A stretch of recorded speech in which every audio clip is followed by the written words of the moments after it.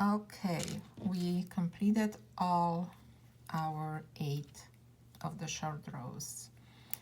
We still have the markers. We know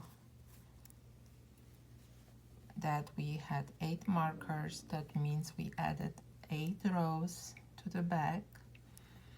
That means when the sweater is completed, the back will be 8 rows higher than the front.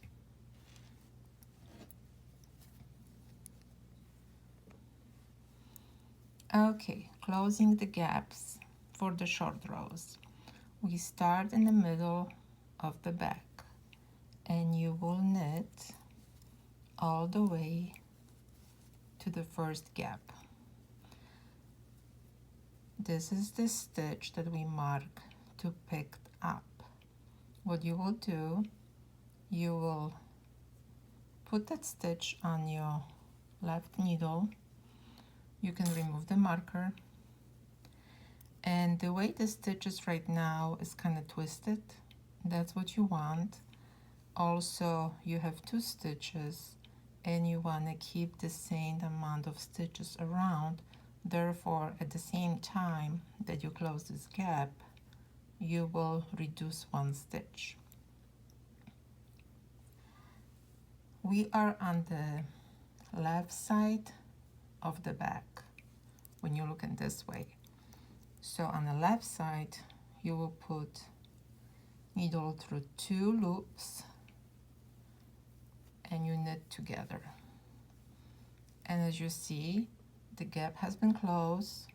It's leaning to the left and you still have only 1 stitch.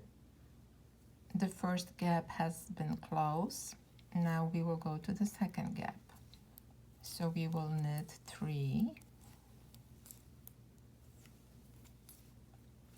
We will take the marker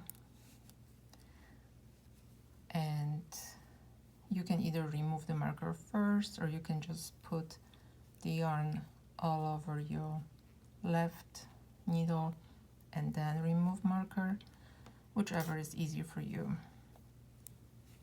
Now again, you have 2 stitches. We do not want to increase stitches around, therefore we have to close them together. You will place your right needle through both stitches and knit them together as one.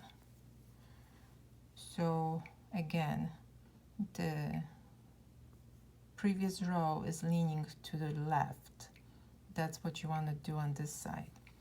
When we get to this side, I like to be symmetrical, so I will be leaning my gaps to the right. And I will show you how to do that as well. So we have 2 more gaps here to close. And again, knit 3. We are on a gap. And you can either remove the marker first, or you can just do as I do, making sure that my yarn is on the needle first, remove the marker, and I have 2 stitches together, knit them as one.